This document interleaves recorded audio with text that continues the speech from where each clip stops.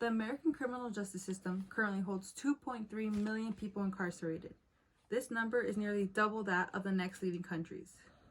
Mass incarceration may not seem like a big issue. You commit a crime, you pay the price. It seems easy. However, how many of us know the historically deeply rooted racial prejudice? Mass incarceration is a problem and it's not the solution to rising crime rates. To solve this, first we need to acknowledge that mass incarceration is a problem, not the solution to rising crime rates. Second, historically, lawmakers have created laws that exploit minorities and benefit them. The solution is clear. We need to rehabilitate both nonviolent and violent offenders. Let's start off with why it's a problem. Mass incarceration is a problem, not the solution to rising crime rates. On an article on the Prison Policy Initiative written by Wendy Sawyer, who is a research director, and Peter Wagner, a lawyer, it states that in 2020 there are 2.3 million people incarcerated. This total, however, does not include people who are in and out of jails daily. They also mention that 10.6 million people will go to county jail yearly. Most of these people are in and out, awaiting trials, waiting to make bail, or cannot afford to make bail, and most end up serving less than a year. Recidivism rates, which is the rate of reoffending, are long-term and they are high. In a recent study conducted by the United States Sentencing Commission, where they looked at a total of 8 years at inmates released, and they turned out that 49.3% of them reoffended. Even more shocking to that percentage was that most of them reoffended within 2 years of being released. Now that we can see how it's a problem, let's look at some of the causes of it. Historically, lawmakers have targeted minorities and low-income people. The 13th Amendment, when created, was intended to free slaves.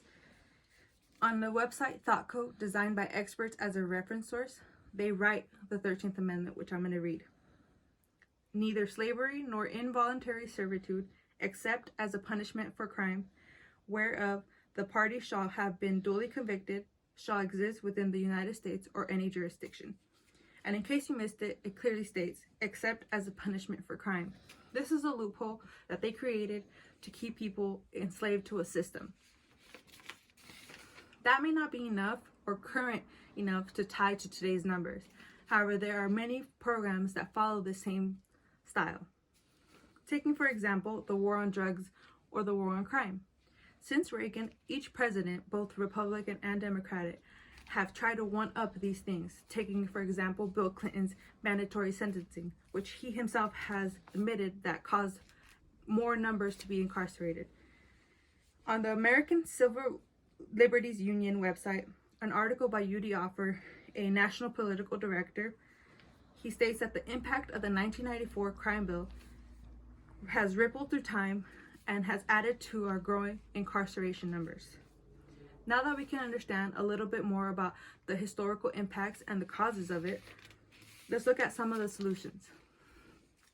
Mass incarceration is a problem and it's growing daily. Some have brought up the solution of releasing drug offenders, non-violent ones. When asking who should be released, they are the first to be brought up. However, if every single drug offender was released, only 191,000 people would be released. That would leave 2.2 million people still incarcerated. This implies that the solution to mass incarceration involves releasing and rehabilitating both nonviolent and violent offenders. On a data collected by Dr. Mario Alper for the Department of Criminal Justice in 2019 suggested that sex offenders are less likely to reoffend. Rehabilitation is important and can change how we view inmates ourselves. And a journal by Ray Skoll, a PhD social development director, includes many perspectives in his journal, including some from prison inmates. Skoll writes that prisons can either be incubators for violent ideology or institutions for reform. He also writes that treating individuals as humans and not as their crime committed can be therapeutic for inmates, as most of them deal with PTSD.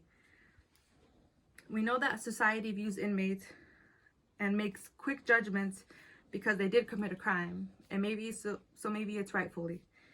A crucial part of the prison system must be the reintegration of inmates into society.